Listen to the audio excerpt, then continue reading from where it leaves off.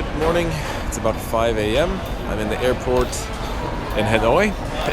I'm heading to Ho Chi Minh City. It was an interesting start to the morning. I woke up at 4, was downstairs by 4:20. I was checking out, and then he escorted me to the car. We drove about a quarter of the way to the airport, and I realized that they still hadn't returned my passport. So we had to go all the way back to the hotel. And then all the way back. So it was an interesting start. The traffic was low at this hour, so getting here was easy. I thought maybe we'd be delayed, but I think I have an hour and a half before my flight takes off, so I'm gonna check in and let's do this.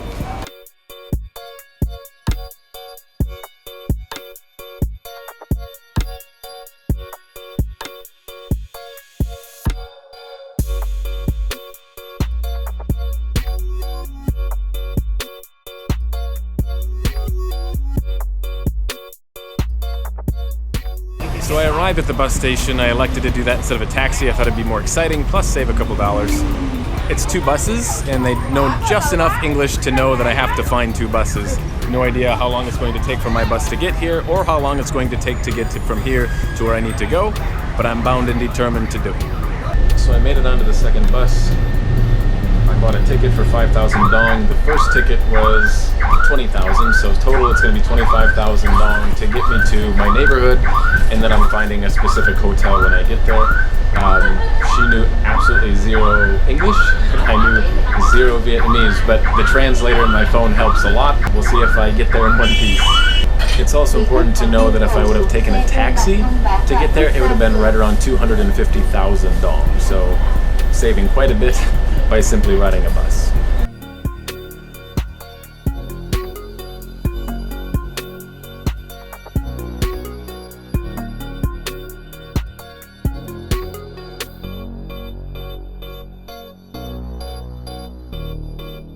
Cool, so that was easy. I turned on my GPS and determined that I'm about a 5-minute walk, so I pressed the stop button and hopped out, and shit, I'll be there in 5 minutes. So that worked out really well, which is mind-blowing that obviously a taxi I could have paid, I don't know, $10, $12 to get there, or I could have rode a bus, which was much more interesting, very spacious, and it costs less than $1 to drive for an hour and a half, about an hour and 20 minutes. So crazy, crazy, crazy. Anyway, let's find the hotel. Welcome to Ho Chi Minh City. I'm currently in District 8. I've been here for maybe 6 or 7 hours. I've been walking for maybe 3 hours all over this area. I can say without a doubt, I've seen 2 tourists, and they were together. It was a couple, so 1 set of tourists. It's like they don't exist in Section 8, at least where I'm at in this neighborhood. So it's really refreshing coming from Hanoi in, I don't know, the business district of Hanoi, the backpackers area of Hanoi, Old Town Hanoi. That's where I just came from for 7 days, and it was just full of tourists. In fact, it was like there's more tourists than local Vietnamese people, which was crazy. So I'm very happy to see none of my kind, to be the only one. So I stopped at McDonald's to get some ice cream, and Junior over here, he runs up to me and shares French fries. So check this out. I get French fries and ketchup and, yeah, you can have that, rice and garlic soy sauce. Who knew? Anyway, cheers. So the kid had a pile of coupons apparently that he's been saving, and one says buy anything and get a drink for free. So I ran up and we got Coke. In the meantime, someone came and took the coupons, but hey, we got more. So I made it to my hotel right at the time that I arrived. Literally at the exact moment, the guy, the American that I met, that's helping me out, happened to show up. He lives right in this neighborhood anyway, and he just happened to show up, and we timed it perfectly, so that's cool. And then he gave me a ride on the scooter here so I can get something to eat. I'm starving. That's pretty much it.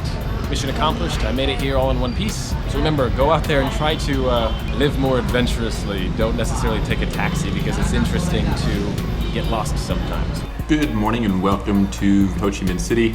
I figured I'd give you a little bit of insight on what it's like to eat breakfast in Vietnam. This is a very normal breakfast friend of mine went to the market and picked this up. I honestly don't know what any of the stuff is in terms of names, other than in English. I would say this is equivalent to some type of egg roll. It has meat inside and it's deep fried, which is not really the food that I would eat at home, but under the circumstances, I'm hanging out with some people and they provided this, so obviously I'm going to eat it. This is just a basic rice noodle. There's lettuce on the bottom that I will eventually get to momentarily. This brown stuff is basically pig skin. They scrape it and it flakes off. It looks like bits of fried coconut, but believe me, it is not. So that's different every once in a while you get a big chunk of skin that's just not scraped properly. And yes, it's normal to see like pig hair and it's weird. So it's a little bit of mind over matter sometimes, but tastes amazing. And at the very bottom there's sprouts, some type of sprout that I don't know, maybe some of you know, but it's just a sprout, very good. Maybe a bean sprout, I don't know, but it's really good. And then they take this sauce, a dipping sauce, and they pour it over top. It's just a little spicy. I don't like spicy, but it's so minute that it's okay. If it was more, then it would be a bit too hot. But anyway, that's a normal breakfast. Basically, your meals will include rice somehow, in any way, shape, or form. These are rice noodles, so that is the rice of the morning. And for lunch, there'll be rice. For dinner, most likely there'll be rice. When you come to Vietnam, be prepared to eat rice and eat some of the weirdest stuff you could ever imagine. Basically, you will see a lot of the foods that the Vietnamese eat, in terms of meat especially, are some of the stuff that we would throw away in the USA, and I'm not kidding. I've had to really force myself to eat when I'm out with people sometimes because it's so different than the foods that we would eat back home. I mean, they cook a whole fish like a whole fish. Everything inside, guts, eyes, head, brain, like the whole fish is fried, and then you then pick away the meat and eat the meat afterwards, as opposed to preparing the meat prior to, and then just simply eating when it's cooked. They don't do that here. They literally just chop it in a couple pieces, throw it all in, and then you literally have to rip meat apart off of the bone, off of the fat, off of the gristle, also off of the tendon, off of the some of the weirdest stuff. There's a baby upstairs, I don't know if you can hear. But anyway, it's just a different experience. Chicken feet, you'll see, oh, let's just nibble on the chicken foot that's been deep fried, and that's okay. No thanks. But anyway, it's a little bit different here, but it's okay. I'm alive, I've been here for over a month now, and no problems. Today, I'm camera shopping. So I've been debating on my camera, my setup right now for a while, because the 70D Canon that I'm shooting with right now, and the lens that I'm shooting, it's not wide enough, so I wanted to upgrade my lens and get a wider angle with image stabilization, but the camera that I'm using doesn't have IS.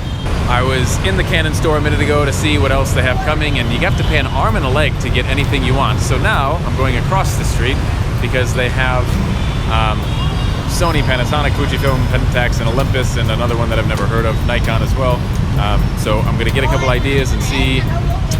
Maybe I'll change equipment here soon, maybe not, depends on the price. Just looking around. So I went to the second camera store, I talked to the guy inside there. The selection wasn't very big, but I didn't trust a lot of what he was saying. He spoke English, but I mean, I even asked him, does this have image stabilization? And he was unsure about image stabilization, what it was, even after I pointed it out to him. I didn't like that, so if you don't know anything about cameras, I'm definitely not buying a camera from you. I think what I'm going to do is when I'm ready to make a purchase, I'm going to do all the research on the internet, and then buy from like eBay and have it shipped to Vietnam. I think that's going to be my safest bet. I don't know if you've ever communicated with a local in a different country when there's a massive language barrier. I know zero Vietnamese, he knows extremely limited English, but with the power of Google Translate, we can have a full conversation with each other, which is amazing if you really think about it. For example, as I am shooting this video right now, he can understand exactly what I'm saying, period. Khi tôi quay video này ngay bây giờ, anh ấy có thể hiểu chính xác những gì tôi nói. Hôm nay tôi được học tiếng Anh với người Mỹ chính gốc. Đúng, hôm nay tôi được học tiếng Anh với người Mỹ chính gốc. Today I learned English with the original American. That's crazy. This is a crazy, crazy tool. So if you're traveling and you want to... Crazy. So if you're traveling and you want to communicate with a local around the world, make sure you download Google Translate because it's amazing. All you need is an internet connection, some languages, and other languages you just download the offline package and you do not need internet at all. It's just all through your phone. Du lịch và bạn muốn giao tiếp với một địa phương. So I'm in a small mall in Ho Chi Minh City, Vietnam.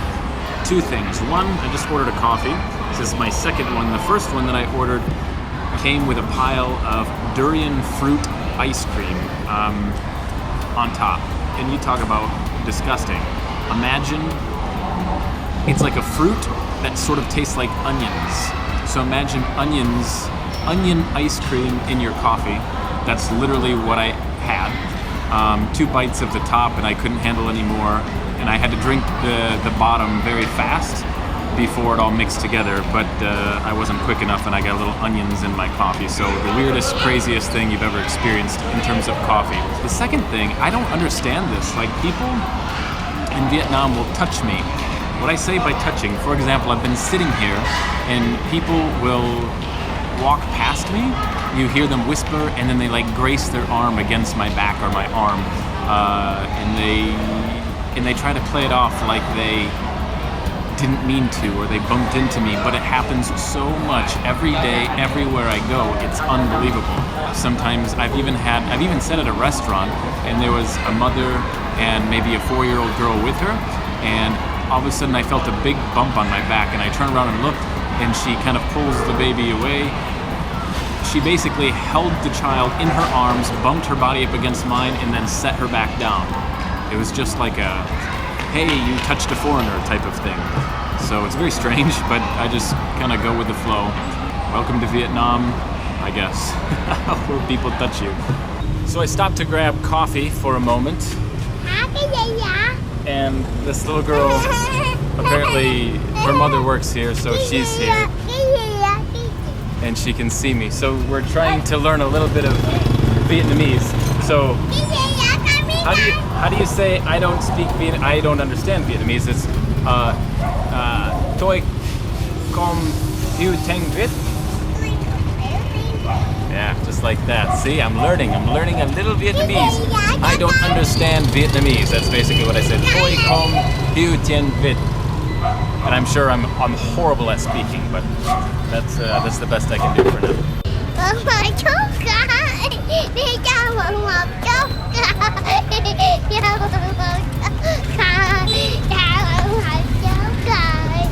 So it's 3 o'clock in the afternoon, and I'm drunk. Like, really drunk. I think I had 5 Heinekens in 2 hours. I celebrated with these guys. Apparently it's their families. It's the day that they were deceased, either last year or many years ago, I'm not sure, but it's their death anniversary, which is a big deal apparently here in Vietnam, where you celebrate the deceased.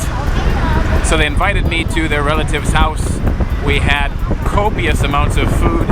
I mean, every time you ate and finished the small bowl of food, everybody would reach in and put more food onto your plate. It would just never end until, I mean, you literally had to tell them, I cannot eat anymore. They were very friendly. Had way too much to drink. The beer was intense. They have so much Heineken. So much. Just when you tell them no more, there comes another one. And then after that one, another one. And it just keeps coming and coming until eventually we leave. I don't know, we have somewhere else to be, I guess, I'm not sure, but anyway, very interesting day, which, you know, when I was sitting there, I remembered the whole reason I left the USA in the first place, the whole reason I'm traveling is really to experience the culture around different parts of the world. The way they ran a party is much different than what we would do in the USA. And it's not different good, it's not different bad, it's different. It's just the way things are. And for me, it's just amazing. I think it's very fun to experience a piece of culture, a little piece of culture in a foreign world. And for that I'm very grateful. Anyway, I'll let you go. Thanks for watching. Remember, time is running out. Start living. Take care.